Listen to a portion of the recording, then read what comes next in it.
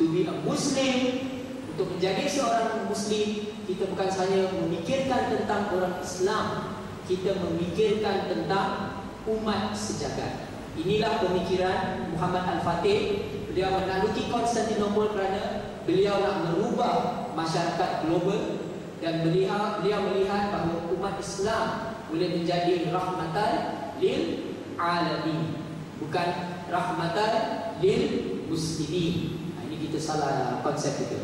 Umat Islam adalah untuk seluruh umat dunia, dan beliau adalah pemimpin Islam yang hebat dari segi politik, strategi dan ekonomi. Sebagai kata penutup, saya nak katakan sedikit tentang pengajaran daripada sejarah ini.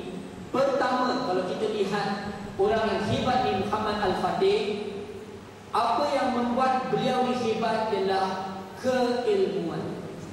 What makes Muslim a powerful race of people in the world is that they are knowledgeable. And I've told my class in Syakirin before, to be a successful Muslim, you must know everything of something and something of everything. Saya repeat dalam bahasa Melayu Untuk menjadi seorang Islam, seorang Muslim yang hebat, kita harus tahu segala mengenai sesuatu dan sesuatu mengenai segala-galanya. Apa maknanya? Maknanya ialah kita harus membaca.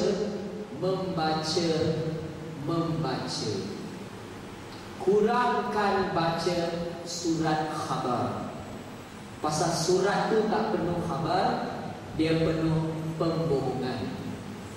Lebihkan membaca buku. Beli buku, baca buku. Kerana Sayyidina Ali cakap, ilmu adalah sesuatu yang lagi kita minum, lagi kita akan rasa haus. Ilmu adalah sesuatu apabila kita ambil dia menjaga kita. Jadi kita perlu di dalam masyarakat kita keilmuan yang tinggi. Satu daripada perkara yang saya hendakkan untuk Masjid Asy-Syakirin ini ialah kita ada perpustakaan yang besar. Kita ada satu perpustakaan yang di dalam bilik itu, tapi kita mesti ada perpustakaan yang besar. Keilmuan mendatangkan kekuatan.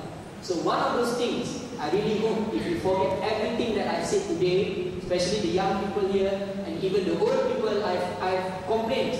I was delivering a talk in Melbourne the other day. One old man was saying, but I'm already so old. I'm already over the hill. And you are telling me to increase my knowledge. Am I wasting my time? There is a French scholar.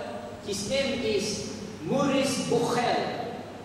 At the age of 50 something years old, he told himself, I want to study the Quran. Dia orang French, orang Perancis. And he studied from the very beginning, mastered the Arabic language, and later on he wrote books about the Quran. It is never too late for you to study. Sahabat Rasulullah SAW, mereka menghafal Al-Quran, banyak sahabat Rasulullah SAW menghafal Al-Quran di dalam umur yang sangat lanjut. Tetapi Allah berikan hikmah dan kefahaman, mereka menjadi orang yang berilmu. So the first thing that we need is to develop depth in knowledge and to have width of knowledge. So read about everything: medicine, philosophy, astronomy, computer engineering, whatever that you can find your hands on. Do not bring your kids to the beach all the time. Bring them to the library. Do not bring them jalan-jalan pergi Orchard Road ni semua tak bawa apa-apa. Kalau nak pergi Orchard Road pun pergi bookshop, beli buku. Kurangkan beli langsir mahal-mahal. Tak payah beli perabot baru-baru. Beli buku. I always tell my children, even if the book costs $200 and you can convince me that the book is a good book, I'll buy it for you. Buy books, because books will be the one that will save you in the day of Yaumul Qiyamah. Jadi keilmuan yang tinggi. Kedua, keazaman, determination. This is especially lacking in our young people today. tidak putus asa dan berjuang atas dasar memartabatkan diri, umat dan agama Allah SWT.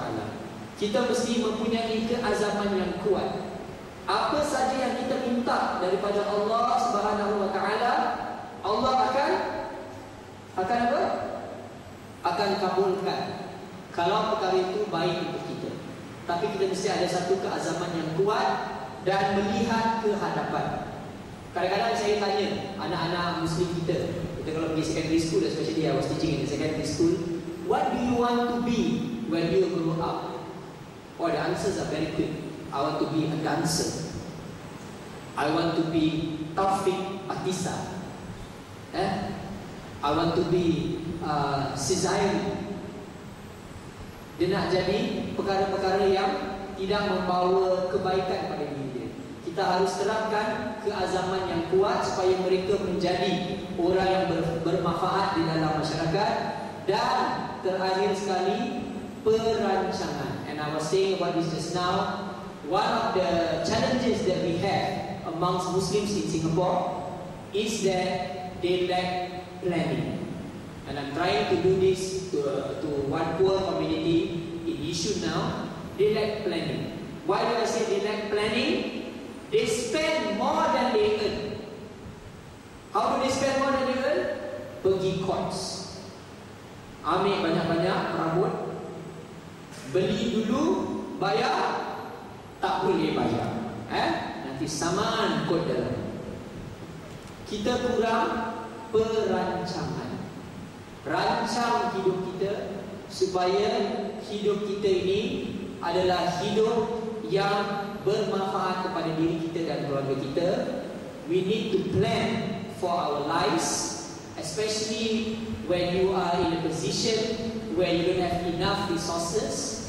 Every single dollar counts.